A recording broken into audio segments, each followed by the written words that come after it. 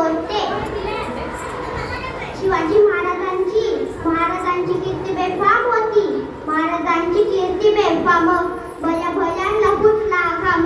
त्याला कोण खाली येतने दरबारी मुलती बेगम. बडी बेगम म्हणजेच अली आदिलशाची आई बर का. नजरेत तिच्या अंगार दरबार झाला गपगार.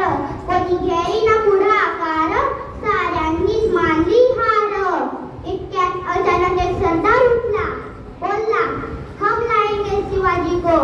आणि त्यानं विडा उचलला. नाव त्याचं अफजल खान. जिथं जागतं जन्मू सैतान. खान बोलला छाती ठोकून, शिवबाला टाकतो चिरडून. कौतिक झाले दरबाराचे. खान निघाला मोठ्या कुर्मीत. त्याचा घोडदळ पायदळ फौज फाटलई बक्कळ. अंगी 10 हत्तीचं बळ, पाहणार कापे चळचळ. वाटेत भेटीत त्याला चिठ्ठी खेतीत खानाची सेना निघाली. गाव लुटली, केवळ उद्ध्वस्त केली. आया बहिणींची अब्रू लुटली. कोण रोखणार हे वादळ.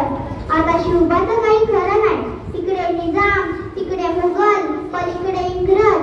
जो तो हेच बोलू लागला, सीधी साहेब खान खाणी. राजांची सेना कुठे बरं, खानाला कसा ठोकणार. काय लढवावा उरणार, चिंतेत बंद सरदार. महाराज आपला जीव बोलत आहे. खानाचं सैन्य अफाट आहे. त्याला समोर आपला टिकावा लागणार अवघड आहे. काही दिवसांसाठी आपण कोणत्यातरी अज्ञातस्थळी निघून जा. काय म्हणाला साहेबा? साहेब, आम्हाला आमच्या जीवाची पर्वा नाही. राजांचा जीव वाचणं गरजेचं आहे. शिवबा केवळ आमचा पुत्र नाही, तर अवघ्या मराठी जनांचा स्वाभिमान आहे. या मातेने आपला पुत्र गमावला तरी बेहत्तर, पण व्याडपणे पळून जाऊन मराठी मुलगाचा स्वाभिमान गमावला कामा नये. अशा वाघिणीचा तो छावा, अशा वाघिणीचा तो छावा. तरी माल कसा ठेचावा, डोक्यात कधी मी कावा. भेटीचं धाडणं सांगावा. प्रतापगडावर आम्ही सामने भेटीचा सांगावा. खानानं हसून कबूल केला.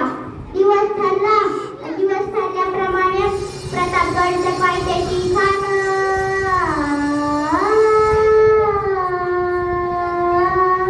प्रतापगडच्या पायथ्याशी खान आला बेगुमान नाही त्याला जाण. शिवाजीराजांच्या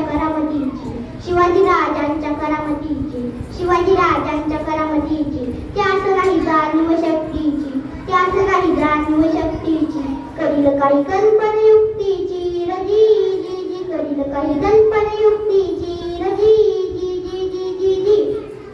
खानाच्या भेटीसाठी महाराजांनी एक शानदार शामियाना उभारला होता. भेटीसाठी छान उभारीला. नक्षीदार शामियानाला पण अशा शामियान्यात खान दौलत डुलत आला. सय्यद बंदा त्याच्या संगतीला. शिवबाच्या संगती महाला. राजाला